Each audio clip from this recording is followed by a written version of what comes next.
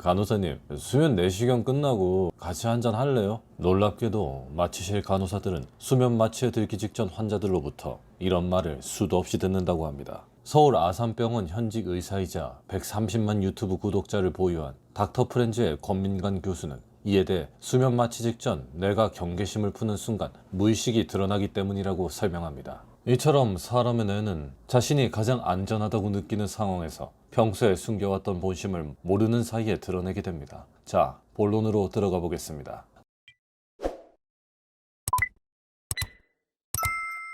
놀랍게도 우리는 수면 마취 같은 특수한 상황이 아닌 일상에서도 이런 순간을 매일같이 경험합니다. 바로 식사 시간입니다. 사람의 뇌는 식사 중에 긴장을 풀고 세로토닌이라는 물질을 분비해 가장 편안한 상태에 이르게 됩니다. 이때 무의식이 슬며시 모습을 드러내며 본성이 자연스럽게 행동으로 나타나게 됩니다. 밥 먹을 땐 개도 안 건드린다는 말이 괜히 생긴 게 아닙니다. 아무리 잘 훈련된 개라도 식사 중엔 본능이 앞서기 때문에 건드렸다가는 물릴 수도 있습니다. 사람도 마찬가지입니다. 식사를 할 때는 몸이 편안함을 느끼면서 경계심이 풀리고 그동안 감춰두었던 성격과 습관, 가치관이 드러나게 됩니다. 식사 예절은 단순한 매너가 아니라 사람의 인생 태도를 알려줄 만큼 중요한 것이죠. 지금부터 본성을 드러내는 대표 식사 습관을 알아보겠습니다. 좋은 반찬을 남보다 많이 먹으려는 식탐. 동창회에서 30년 만에 만난 친구가 있었습니다. 술잔을 기울이며 오랜만에 웃음꽃을 피우던 중 갑자기 묘한 기분이 들기 시작했습니다.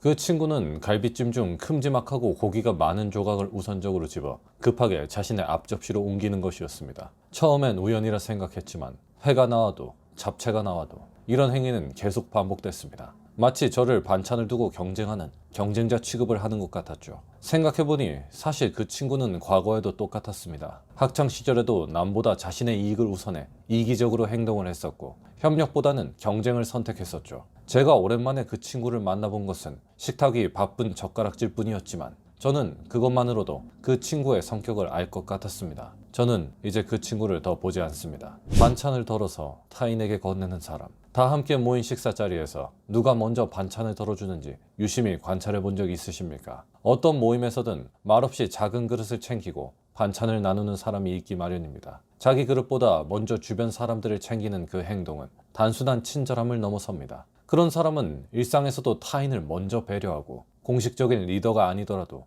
늘 공동체를 이끌어가는 사람일 확률이 높습니다. 직전에 말씀드린 늘 자기 접시에 음식부터 가득 채우는 사람과 대비되죠. 단 이런 성격을 가진 사람 중 일부는 자신이 베푼 친절에 대한 대가를 상대방으로부터 바라며 상대가 그만큼의 대가를 돌려주지 못할 경우 분노하거나 혼자 크게 실망하는 성격의 사람도 있습니다. 음식을 자주 남기는 사람. 음식을 남기는 건 습관입니다. 먹는 양이 적은 사람이 식당에서 시킨 음식을 남기는 경우와 다릅니다. 집에서라던가 아니면 뷔페식 식당 등 스스로 양을 조절해서 식사를 할 수 있는 경우에도 이런 사람들은 늘 자신이 먹는 양보다 더 많은 식사를 받은 후 꼭 남겨버립니다. 이런 사람들은 보통 어렸을 적 물질적으로 힘든 환경에서 자랐을 가능성이 있습니다. 늘 부족하게 먹던 것에 대한 한이 남아 오히려 더 많이 받은 뒤 남기는 과정을 통해 현재 상태에서 충족감을 느끼는 것이죠. 이런 사람들 중 일부는 남겨야 여유 있는 사람처럼 보인다고 생각하고 음식을 한가득 받아놓고선 반도 먹지 않고 남겨버리는데요. 이는 음식이 입맛에 맞지 않아서가 아니라 음식을 버리는 행위에서 안정감을 느끼기 때문입니다. 반면 음식을 먹을 만큼만 받는 사람은 기본적으로 여유가 있는 사람이거나 검소함의 가치를 높이 사는 사람, 혹은 현재 상태에 만족할 줄 아는 사람입니다. 이런 사람들은 음식을 받아 다 먹고 보니 양이 좀 아쉽더라도 음식을 굳이 더 받지 않고 거기서 만족합니다. 오늘부터 음식을 남기는 사람을 잘 관찰해 보십시오. 허세에서 비롯된 낭비를 밥 먹듯 하는 사람일지 모릅니다. 그리고 이 차이는 곧 그 사람이 살아온 삶의 무게를 말해줍니다. 식사 속도 조절, 사회성의 거울. 어떤 사람은 늘 옆 사람보다 반박자 늦게 수저를 듭니다. 다른 사람의 그릇이 비워지는 속도를 슬쩍 살피며 자기 속도를 맞추죠. 말로 표현하진 않지만 배려가 행동으로 묻어나는 사람입니다. 늘 주변과 보조를 맞추며 살아가는 사람이죠. 반면 누군가는 혼자 허겁지겁 식사를 끝냅니다. 이런 습관이 무조건 나쁘다고만은 할 수 없습니다. 비록 자신의 식사 속도가 빨라 식사를 빨리 마치더라도 다른 사람이 식사를 끝마칠 수 있게끔 조용히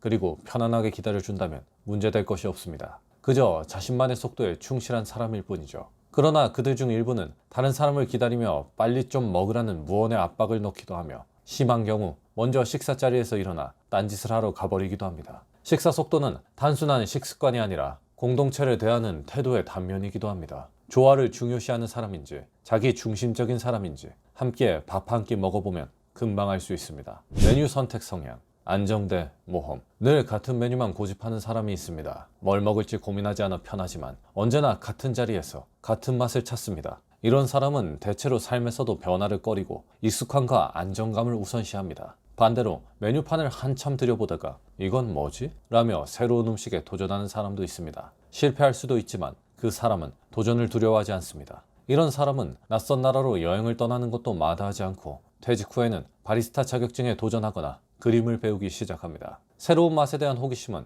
곧 인생에 대한 열린 자세를 의미하죠. 메뉴 하나를 고르는 습관이 그 사람의 인생 방식과 연결되어 있다는 것 생각해 본 적 있으신가요?